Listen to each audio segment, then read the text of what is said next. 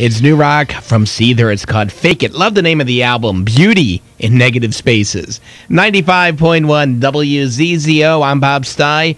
This is a Saturday Night Free-for-All where we take your requests all night long.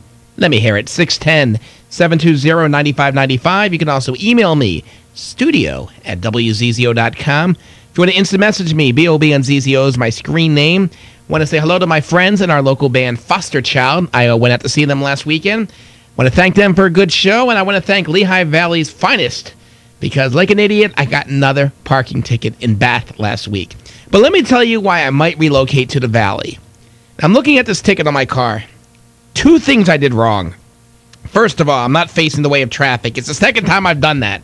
Secondly, I'm parked in front of a yellow strip or whatever, which I didn't see. Total fine? $10. I gladly sent the check, and on the check in the memo, I wrote, "I'm sorry," in big letters. $10 is worth it. If you're into eBay or just